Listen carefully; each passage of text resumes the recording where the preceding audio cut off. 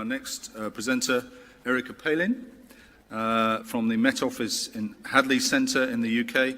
And Erika is going to talk to us about, or going to introduce actually, the Primavera project. I'm very interested. Thank you. Good afternoon, everybody. I'm Erika Palin, and I'm an Applied Science Manager at the Met Office. So the Met Office has already been mentioned today by Robin. We're a world-leading organisation in the provision of weather services and climate services. So what's Primavera all about? Primavera is a European Commission-funded project about designing and running new high-resolution global climate models. And the idea of this is that we can then assess their ability to simulate societally important processes, such as this windstorm that we've got animated here, and in turn, thereby, we can support climate risk assessment activities across Europe. And here I've used an example of a tree that's fallen on a railway line, but having just seen Don's presentation, I wish I'd had one of those pictures from your shipping examples there. So here's a short illustration of why high resolution could be important in modelling climate processes. You might be wondering what this is. Well, what in fact it shows you is how the European region and its topography is represented in a relatively low resolution climate model. When you move to high resolution, such as shown here, you can see how much more realistic this representation becomes.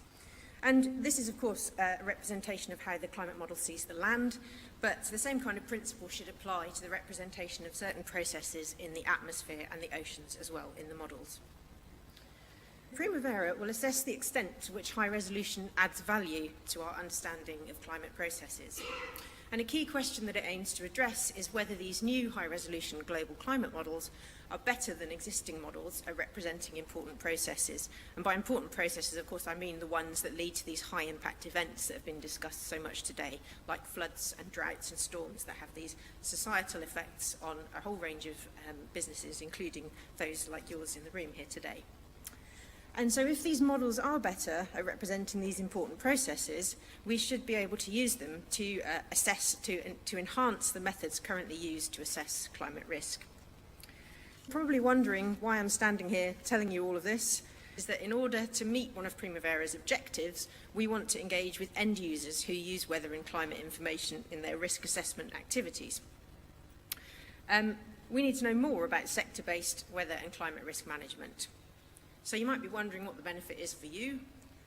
Well, there's several benefits. Uniquely, what Primavera is going to do is it's going to use end-user feedback from the first part of the project, so from the first set of runs that we're doing at the moment, to inform a second set of bespoke, very high-resolution global climate model simulations that we're going to run later in the project. So your input to the project now could directly affect how these simulations are built, with the overall goal of maximising the benefit to you of those simulations. We're also producing user-focused resources, such as fact sheets and case studies, and we're developing a user interface platform at the moment that we're going to use to share these resources. So hopefully that's an illustration of how a close relationship between the scientists and the users in Primavera should be beneficial to both sides. So if you're wondering how to get involved in Primavera, there are several things you can do. You can sign up for user-focused updates via the email address that's just shown on the screen there. We also have a current online survey which is open. There's a link there to it. I appreciate you can't necessarily copy that down, but if you want the link, I'm happy to provide it to you. And that survey is open for a couple more weeks. You can take part in a one-to-one interview, either in person or over the telephone. Or you can come to one of the sector-based information gathering workshops that we'll be organising in due course, and we'll be publicising those through things like the mailing list and the website. Or, of course, you can just come and speak to me over the lunch break. If you want some take-home messages, here they are. Effective resilience and adaptation decisions should always be underpinned by appropriate and up-to-date weather and climate information. Primavera is going to assess how well key climate processes are represented in the newest generation of global climate models, and it's also going to use these models to produce new projections. But it's not just about the science. End-user involvement is really important in the project to ensure relevance and engagement. Let me finish by providing our contact details in the project, so you can either contact me directly or you can contact our mailbox as well that's run by our colleagues at BSC in Spain.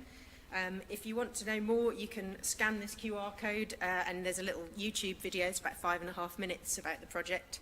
I've also got a poster up in the break room if you want to have a bit more of a read about what we're trying to do in the project.